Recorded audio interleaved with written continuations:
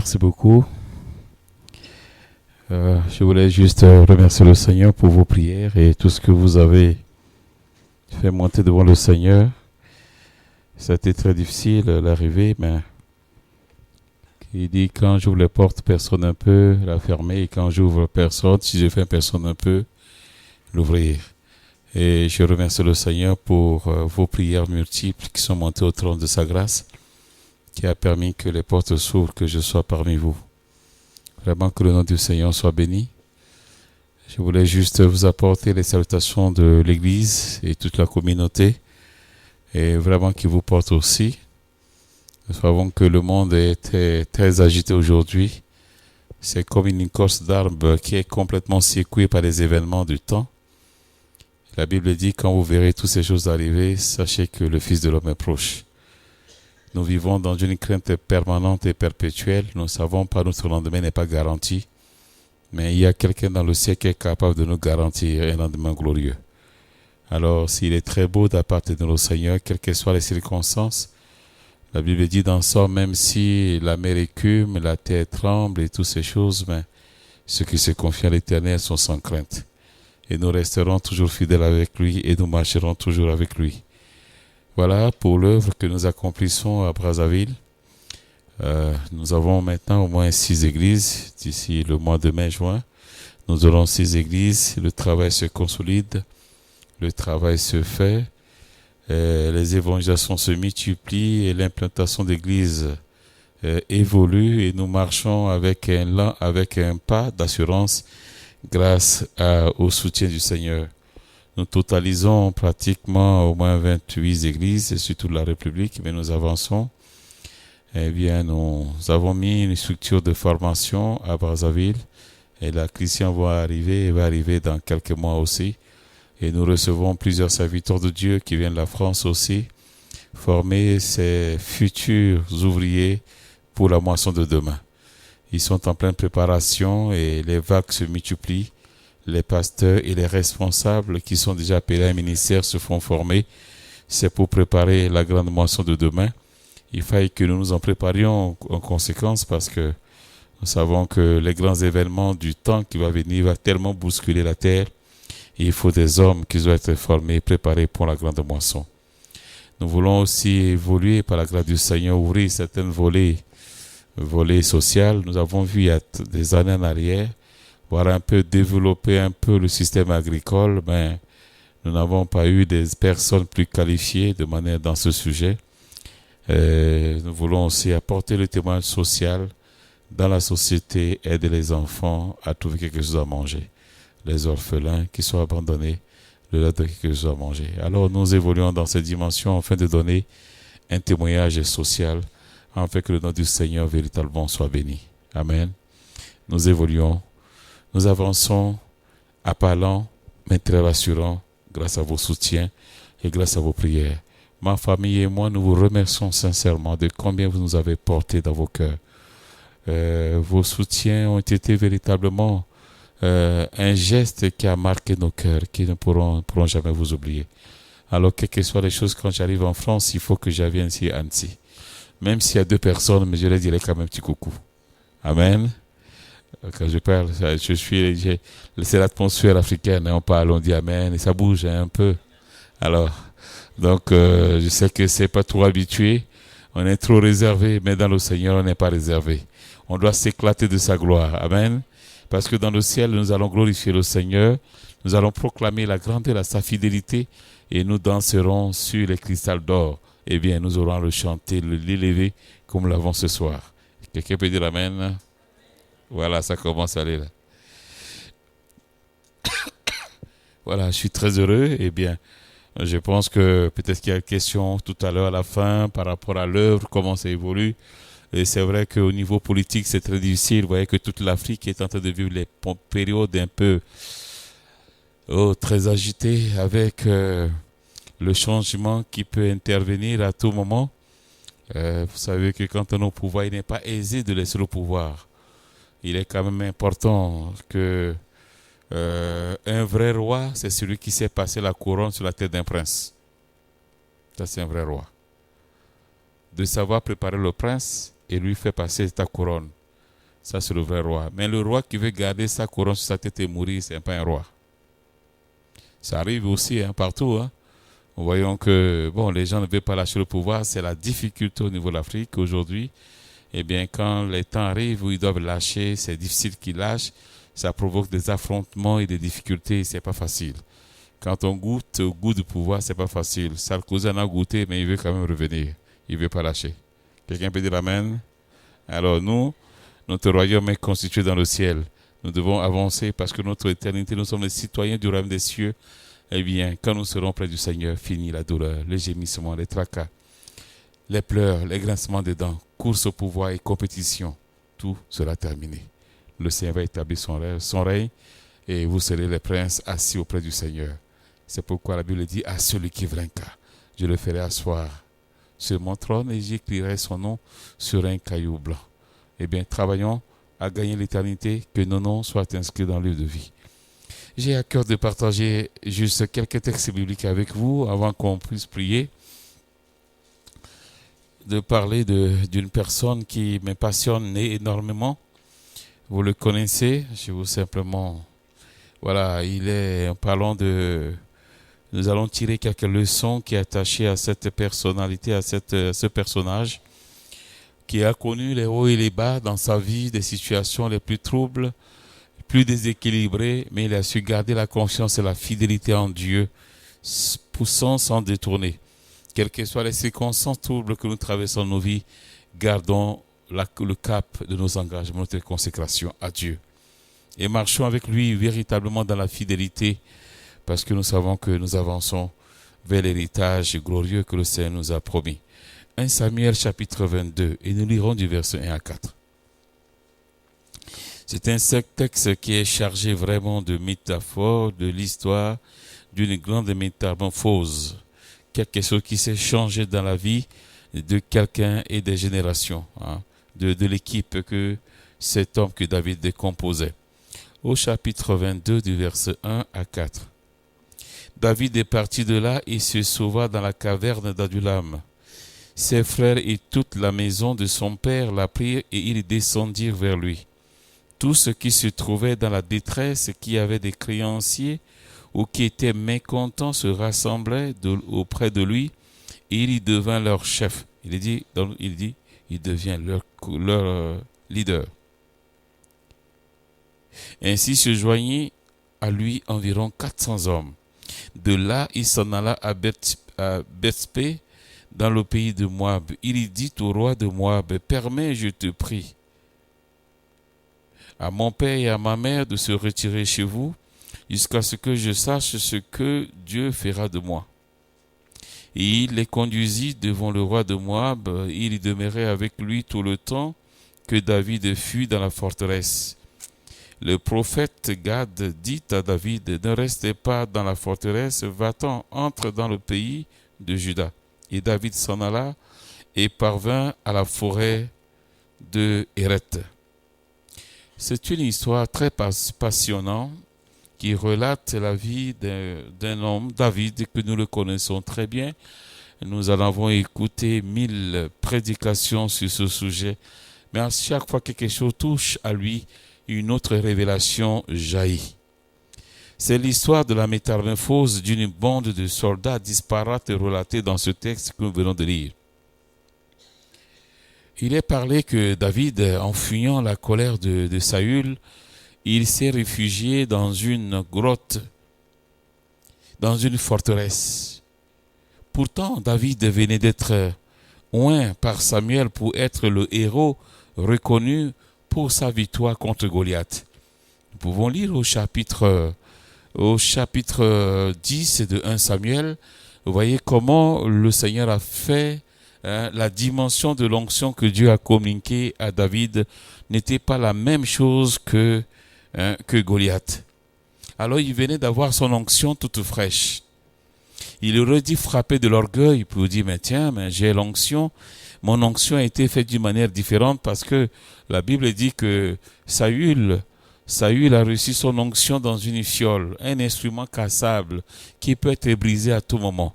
C'est là cela qui marque véritablement l'appel authentique que nous avons reçu. Quand tu as reçu ton appel véritablement de la part de Dieu, d'une manière souveraine, venant réellement du ciel, alors ton onction n'est pas comme l'onction de Saül qui pourra t'amener à l'égarement, mais qui va t'amener à l'élection, à quelque chose de bien. La Bible dit que dans 1 Samuel chapitre 10, que David a reçu son onction dans une corne d'huile, alors Saül en a reçu dans une fiole. Il y a différentes onctions et les moyens, les méthodes que Dieu a utilisées pour oindre ces deux personnes n'est pas la même chose. Il arrive parfois des hommes qui ont reçu leur onction, j'ose le dire, arrivé à un certain moment, c'est très difficile, ça se cale, ça se bloque, il y a des difficultés. Alors tu dois te poser la question, mais Seigneur, quel type d'onction que j'ai reçu? L'onction, je ne prêche pas sur l'onction, l'onction c'est la méthode de Dieu pour la nouvelle génération. L'onction qui te fait rire aujourd'hui va te faire pleurer demain. Les fleurs que les hommes peuvent te jeter aujourd'hui, demain ils te jetteront aussi les pierres. Ton onction que chacun de nous peut recevoir n'a pas de jumelles. L'onction n'a pas de jumelles. L'onction, c'est le manteau divin de Dieu sur chaque personne qui a reçu un appel de pouvoir le servir. Et nous voyons que David et Saül a reçu l'onction dans une fiole. Et vous voyez toutes les difficultés que Saül a eues. Toutes les difficultés que Saül a eues. Parce qu'il s'est porté jaloux contre l'onction de David. Il n'a pas reçu vu David comme étant son successeur, mais son concurrent potentiel, cherchant à le tuer, à l'éliminer systématiquement.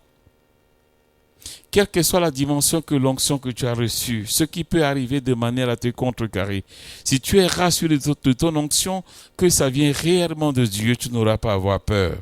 Tu garderas la confiance en Dieu et tu le serviras avec intégrité et fidélité.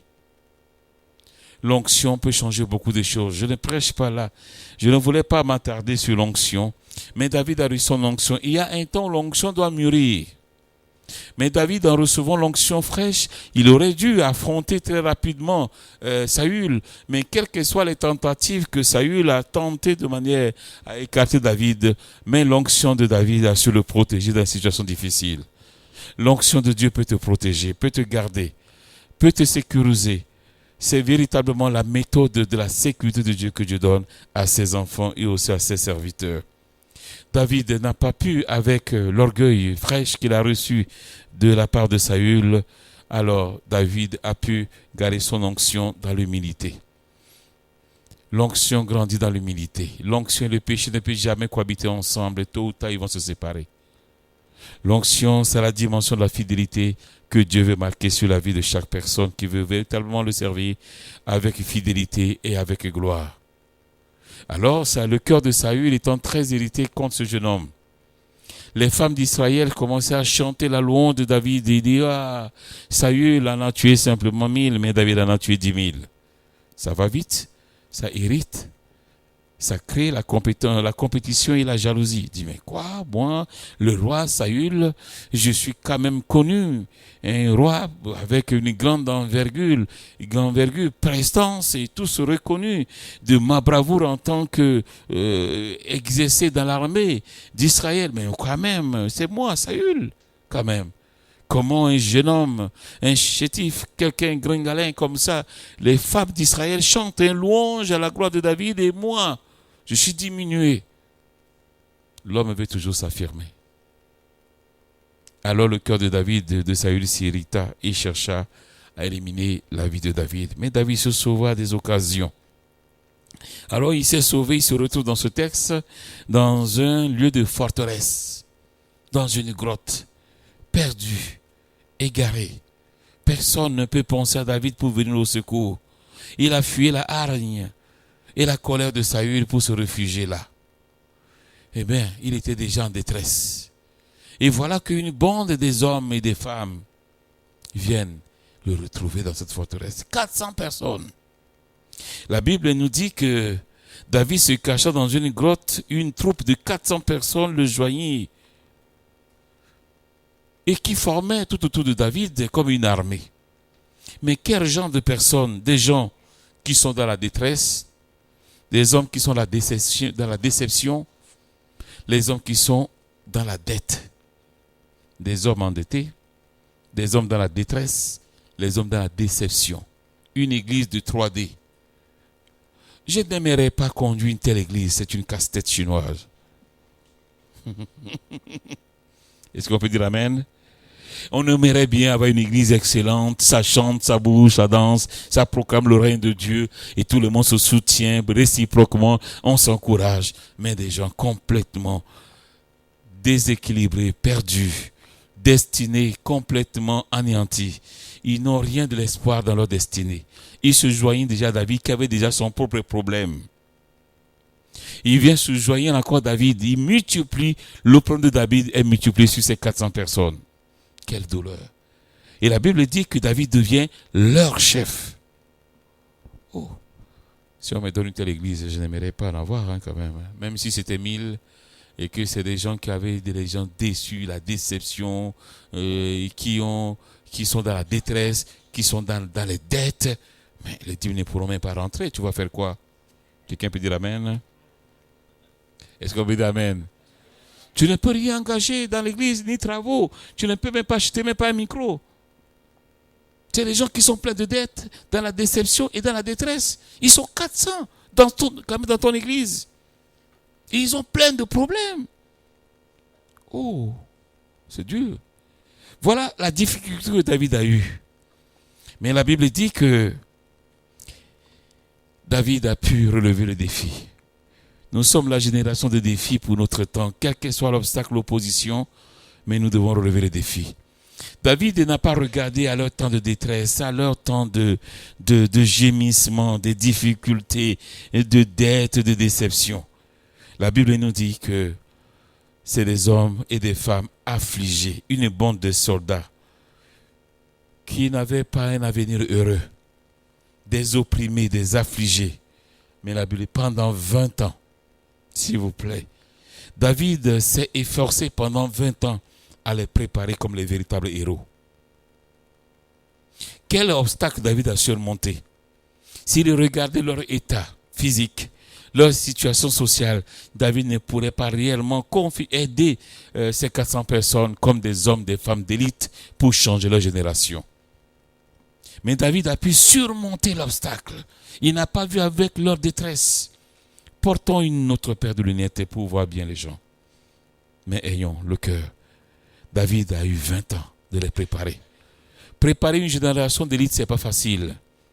Mais on dit dans l'histoire que David a pris 20 ans pour les préparer comme les héros. Et ils deviendront plus tard comme les vaillants hommes de David.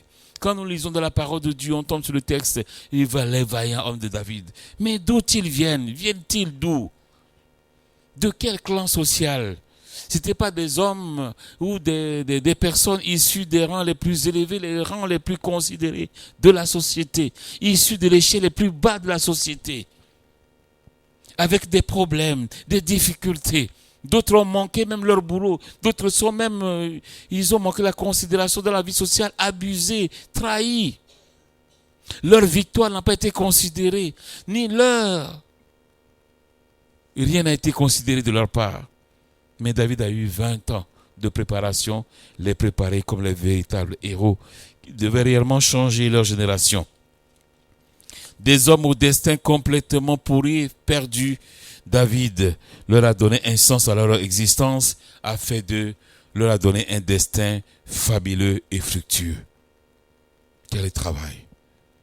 Mais nous savons que Dieu a un temps pour notre génération. Il y a des hommes, des femmes d'élite que Dieu les garde dans le secret. Quand tu as un appel à la part de Dieu, les hommes, des femmes qui doivent changer de génération, Dieu prend du temps pour les préparer. Ils s'en sortiront. Comme Élie disait dans sa fuite devant la femme Jézabel, il disait: « Oh Seigneur, j'ai fui Jézabel et je me suis enfui loin de sa colère, mais j'ai laissé en Israël 7000 hommes qui n'ont pas fléchi les genoux devant Baal. » Il y a 7000 hommes dans le secret, même dans cette ville que Dieu va préparer, que Dieu va lever pour changer la vie la ville d'Annecy. Il y a des hommes dans le secret que Dieu prépare. On ne connaît pas encore leur figure. On ne connaît pas encore les silhouettes ni leur image. Mais ils sont dans le secret de la préparation pour changer radicalement cette ville. N'ayons pas une pensée dit négative, dit de mon la vie d'Annecy est difficile, c'est perdu et tout ça. Et il n'y a jamais eu un terrain difficile pour Dieu. Il est le Dieu capable de maîtriser toutes les situations qui dépassent même l'entendement de l'homme, mais Dieu en a les possibilités, les moyens de les faire transformer. Voilà ces hommes perdus, qui n'ont pas un destin glorieux. Les hommes affligés, opprimés, complètement paumés. David les a récupérés pour les transformer, les faire d'eux des hommes, des femmes d'élite, pour changer la génération. Tu peux être aujourd'hui, je ne connais pas ce soir également ta situation réelle, ta situation spirituelle. Je ne sais pas à quel degré tu te trouves. Es-tu complètement désespéré? As-tu la déception, affligé, perdu? Il y a les dettes, il y a la détresse. Le lendemain semble être difficile pour toi. Tu regardes le lendemain d'une manière avec le regard perdu et hagard. Mais Dieu veut te donner un regard neuf. Là où tu penses que c'est impossible, Dieu te dit ce soir que c'est possible. Tu peux être quelqu'un d'instrument potentiel pour changer même ta famille. Pour changer même ton mari, pour changer même ta famille, changer même ta femme, changer même tes enfants et même tes voisins. C'est possible avec Dieu. Dieu veut te loger dans un destin glorieux. Alors David les a libérés, ces hommes. Nous considérons aussi un texte dans 1 Samuel 30.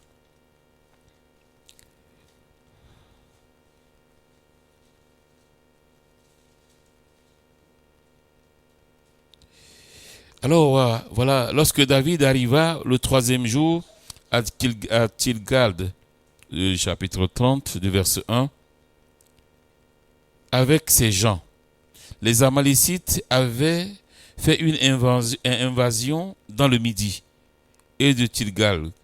Ils avaient détruit et brûlé Tilgal après les avoir fait prisonniers les femmes de tous ceux qui se trouvaient petits et grands.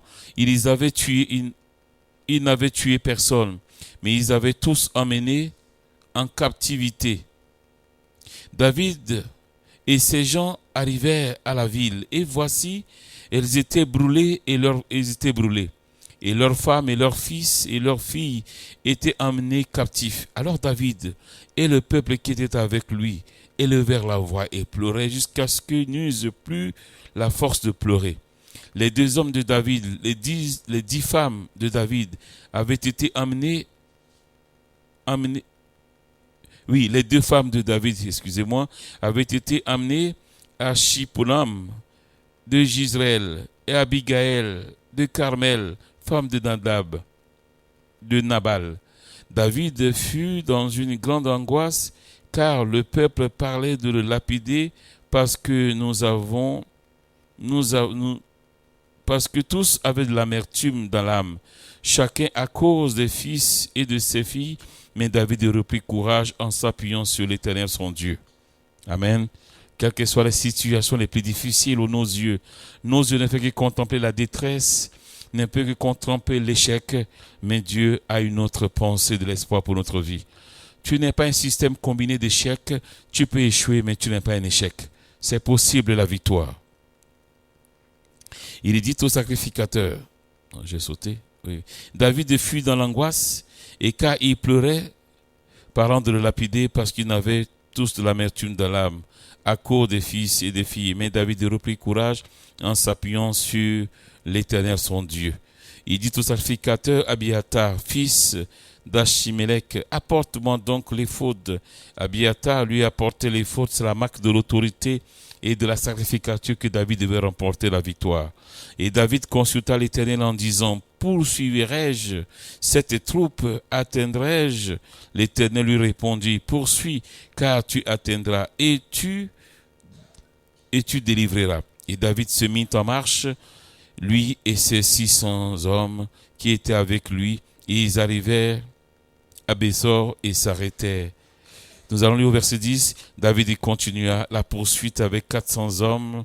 200 hommes s'arrêtèrent trop fatigués pour passer le torrent de Bésor. Ils y trouvèrent dans le champ un homme égyptien qui conduisait auprès de David, et ils lui firent manger du pain et de l'eau, et boire de l'eau. Et ils lui donnèrent un morceau. Voilà. David dit,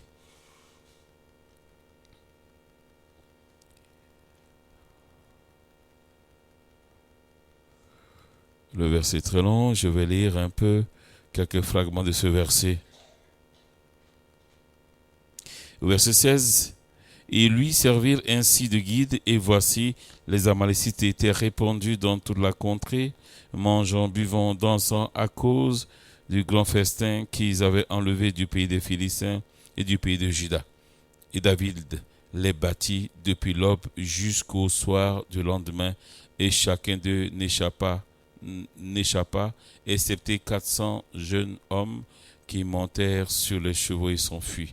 David sauva tout ce que les Amalécites avaient pris, et il délivra aussi ces deux femmes. Voilà, c'est un long texte, nous avons lu quelques fragments de ces versets. La Bible dit, quand David, quand il est revenu, il a trouvé que toute la ville, quand il est sorti de sa forteresse avec ses 400 hommes, qui sont devenus maintenant les vaillants hommes de David, et David il rentre maintenant dans la ville, il trouve que ces femmes ont été amenées en captive, les Amalécites sont venus, ils ont complètement ravagé la ville. David a dit, mais comment je vais faire? Il n'a pas consulté la méthode humaine, il a consulté la méthode de Dieu. Quelles que soient les conditions, consultons la méthode de Dieu pour réussir. Pour avoir du succès, consultons la méthode de Dieu. Si David avait consulté la méthode humaine, il n'aurait pas dû aller dire, mais quand même, je sors d'une forteresse égarée, perdue. J'en ai 400 personnes qui sont affligées, fatiguées, épuisées pendant 20 ans. Quelle force avions-nous de pouvoir les poursuivre et ramener l'héritage? Mais David a dit à l'Éternel, que dois-je faire? Est-ce que je peux les poursuivre? Dieu lui dit, poursuis-les. Tu les atteindras et tu ramèneras l'héritage. Et David les a poursuivis avec ses 400 hommes. La Bible dit, quel courage. David dit, repris courage. Il a poursuivi les Amalécites. Il a ramené l'héritage. Avec quel genre de personnes? Les personnes qui étaient complètement, qui n'avaient aucun espoir aux côtés de David.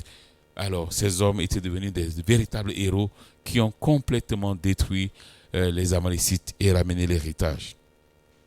Il y a des choses les plus importantes, chers frères et sœurs, que nous devons considérer. Et qu'aujourd'hui, même là où l'ennemi a pris ton héritage, de là tu peux retrouver. Là où l'échec est complètement brisé, de là où tu retrouveras la force et la victoire et le courage. Là où tu trouveras également le désespoir. L'inconnu se plante devant ton éternité. L'inconnu se place devant ton destin. Mais de là, tu peux retrouver également un destin glorieux et fabuleux pour marquer véritablement ta victoire. Alors David, dans Somme 108, on nous donne encore le courage. David, dans cet événement, dans cette situation comme est difficile, mais David a lancé la poursuite, il a récupéré son destin. Tu peux poursuivre, tu peux rattraper ton destin. Tu penses que tu as échoué, il n'y a plus rien de bon, mais tu peux rattraper ton destin. Tu penses qu'il y a l'échec, il y a la déception qui te bat complètement. Tu es perdu, tu peux retrouver le chemin de ton destin. Voilà, 108, Somme 108, au verset 13. Voilà, il est dit, avec Dieu, nous ferons des exploits et il écrasera nos ennemis. Avec Dieu, nous ferons des exploits. Quelles que soient les situations troubles que tu traverses, au niveau de la santé, au niveau de l'emploi, des équilibres perdus. Mais avec Dieu, nous ferons des exploits. Et lui, il écrasera la tête de nos ennemis. Nous sommes de la génération du dernier Adam, du deuxième Adam, Jésus. Le Seigneur nous donne la promesse, il dit, voilà, le Fils de l'homme t'écrasera la tête, tu lui blesseras le talon. Nous sommes là dans cette génération de vainqueurs. Jésus a vaincu la puissance, les dominations, les autorités. Il les a complètement anéantis par la puissance de la croix. Il est sorti libre et vainqueur. Et voilà, il a conféré la force et l'autorité à son Église d'être aussi vainqueur. Et nous sommes vainqueurs par l'autorité que Dieu nous a donnée, par la puissance de sa résurrection à la croix de Golgotha. Et nos ennemis peuvent être écrasés et nous pouvons en sortir vainqueurs. Quel que soit l'obstacle qui retient quel que soit l'obstacle qui vous retient. Votre héritage a été volé, pillé. La douleur, les gémissements, les pleurs et les gémissements et la douleur, Dieu est capable de changer demain et d'apporter l'espoir. Là où tu as perdu, de là, tu peux retrouver. Ton héritage, c'est possible avec le Seigneur, mais garde confiance avec Dieu. Ne sois pas comme les hommes, les faibles hommes qui se sont accrochés à David, mais ils sont devenus les plus forts. Voilà, c'est ce que dit, qui déclare aujourd'hui que David, les vaillants hommes de David. Quelle difficulté, quelle période qu'ils ont pu traverser, qui soit définie aujourd'hui les vaillants hommes de David. Tu peux l'être ce soir. Quelle que soit ta situation, reprends courage. C'est possible de triompher. La victoire est de notre côté et avec Christ, nous ferons des espoirs. Que le Seigneur vous bénisse et que vous reprenez courage pour changer votre ville, changer cette génération avec les héros. Vous êtes des héros. Quelles que soient les circonstances, tu es défini comme héros. Ne baisse pas la tête. Un héros, c'est celui qui marque quelque chose pour sa génération. Il laisse une trace indélébile. Quelle trace que tu vas laisser un jour, ici, dans l'église? Quelle trace que tu vas laisser dans l'engagement, dans la détermination et dans la foi? Que laisseras-tu? Christ a laissé quelque chose et toi, tu laisseras quoi? Que le Seigneur vous bénisse. On peut prier un instant. Je laisse la place.